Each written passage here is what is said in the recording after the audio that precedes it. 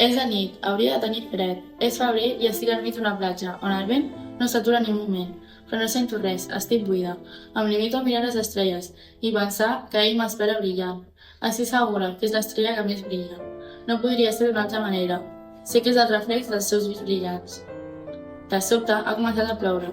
A poc, la pluja mulla la sorra. Cada cop plou més, i el vent agressiu xoca amb el meu cos com una patada. La fam i l'exjust s'han tornat crònics. Trec forces d'on puc, m'aixeco amb dificultats i em dirigeixo a un camió on sembla que hi ha gent resguardant-se del fred. El soroll del diluvi i la borrascada em distorsionen les veus del camió. Finalment, després d'uns minuts desesperants, aconsegueixo entrar dins. Hi ha dos guardes. Per la manera que parlen i gesticulen sembla que es portin bé. No acabo d'entendre el que diuen. Entenc el francès, però no sóc capaç de comprendre res. Finalment, els dos homes s'acosten a mi. Em posen una cara estranya que no sé interpretar.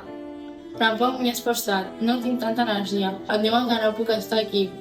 Jo amb el poc que sé de francès intento explicar-los la meva situació, però em tallen enmig de l'explicació. M'agafa del braç violent. Estic tan esgotada que a dures penes puc oposar resistència. L'altre guarda s'ho mira tot i fins i tot diu la meva situació de vulnerabilitat. Tot ha passat molt ràpidament. Tinc un sentiment d'angoixa constant. Els guardes ja no hi són, però no estic sola. Dues dones s'acosten a mi. Sembla que em diuen quelcom. No contesto, no sóc capaç d'entendre el que em diuen. No puc contestar com em sento i això em priva dels meus sentits. Finalment, em pregunten si estic bé. Torno a no contestar. No obstant això, aquell cop he entès clarament el que em diuen. A pesar que no parlo, es queden al meu costat, em donen menjar i m'adormo. He passat uns dies amb elles. A poc els estic agafant confiança i estima. M'han presentat a més noies com jo. S'han obert amb mi, a pesar de les meves dificultats per parlar i expressar-me. Encara em costa molt. Així i tot, els he explicat el que recordo d'aquella nit. No estic sola, més dones han patit pel mateix que jo. Ens hem organitzat perquè cap torni a patir. Totes juntes fem pinya. I quan venim una situació de perill, hi cridem perquè s'acosti gent i no puguin cometre més atrocitats. Dins l'error d'aquest patiment, aquesta és la meva llum. Han passat 6 mesos des que sóc amb elles. Cada cop en som més, incloent-hi a la que ve de camí. Estic embarassada. Tinc por. M'aterreixo a pensar que és el pare. Cada cop que hi penso, m'ofensa amb un mar d'angoixa. Em reconforta pensar que totes estan al meu costat. A més, aviat podré anar a la maternitat d'ell. Estic de part. Aquests últims mesos m'han cuidat com mai. Així i tot, no he pogut parar de pensar si el pare serà aquell home horrible. No ha sigut un part difícil. Tot ha sortit bé. M'han posat al nou dels braços i tot just ara obre els ulls complets. Li brilla. Li brilles tant com a la meva estrella preferida. És la nostra filla. 20 del 6 de 1942. Als camps de concentració hi ha més coses negatives que positives. I més, si ets una nena de 8 anys. Fora atrapada aquí des de fa més de 3 mesos i encara que sembli pocs, al passar-nos a l'infern es fan eterns.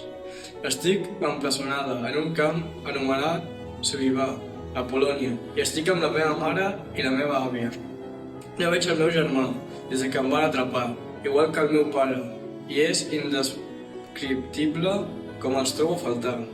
Una cosa bona que em passa últimament són els records. Abans d'anar a dormir, cada nit penso en moments en família i em poso molt feliç. Inclús trobo a faltar l'escola i els meus amics d'allà, encara que ahir vaig fer una amiga.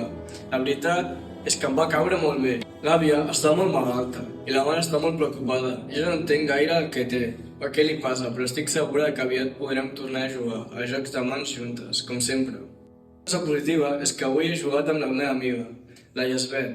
Hem jugat a que érem princeses, teníem un castell fet de sorra, però nosaltres el veiem real. 24 de 6 del 1942.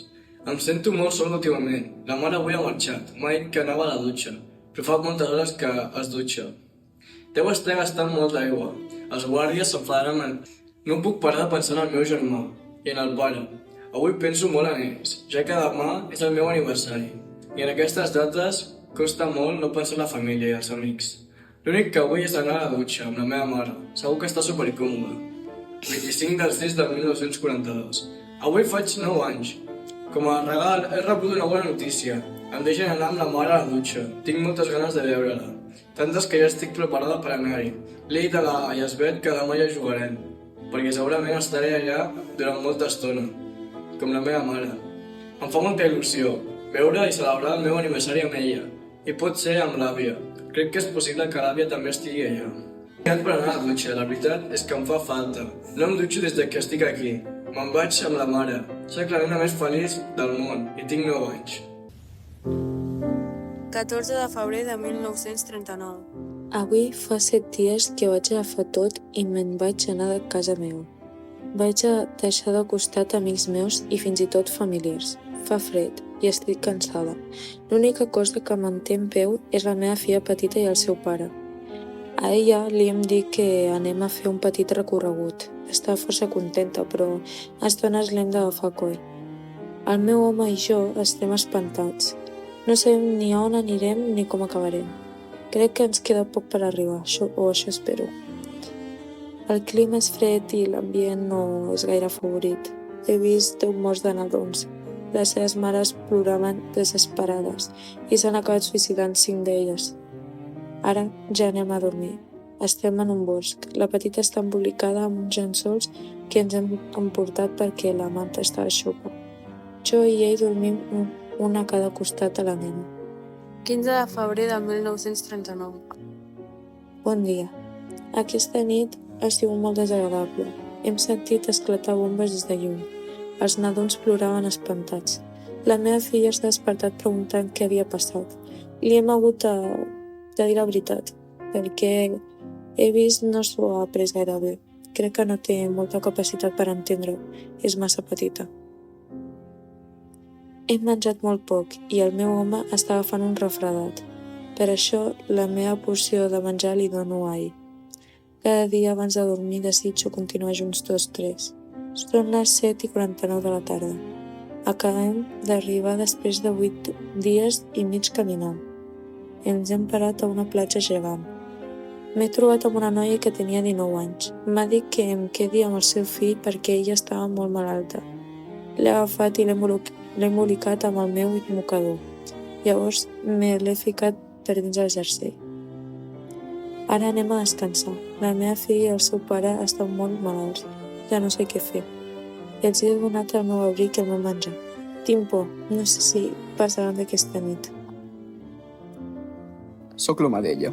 S'acaba de morir aquesta nit. Estava molt prima i he agafat una hipotèrmia. He intentat abrigar-la i donar-li menjar, però no ho he aconseguit. Estic destrossada, no tinc ganes de seguir. Estic trist, angoixat i desesperat. Però haig de seguir. Pels petits. Ella voldria que segueix així i així serà. Tant de bo pogués haver-la salvat. Es mereix el millor. Ara estarà tranquil·la i descansant. He fet un forat per enterrar-la i he posat un tros de roba. T'estimaré per sempre, amor.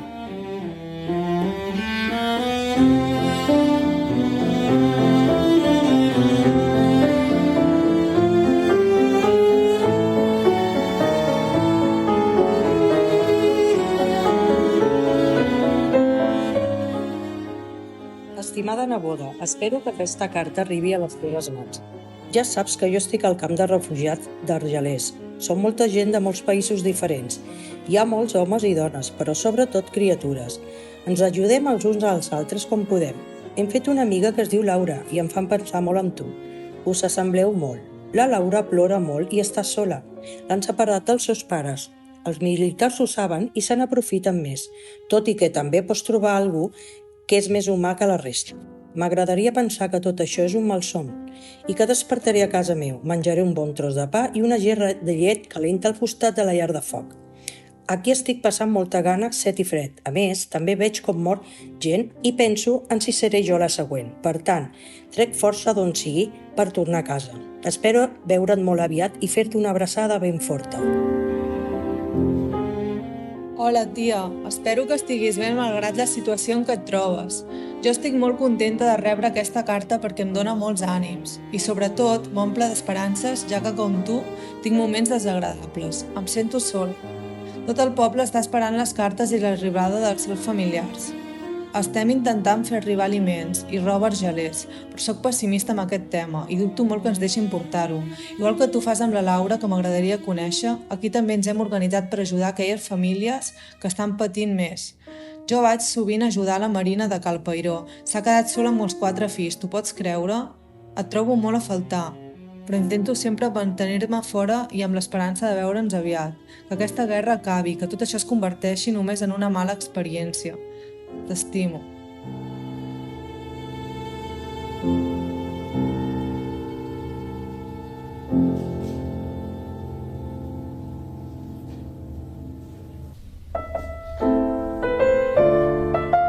Estimada Mercè, no sé si podré expressar en paraules l'horror que he viscut avui.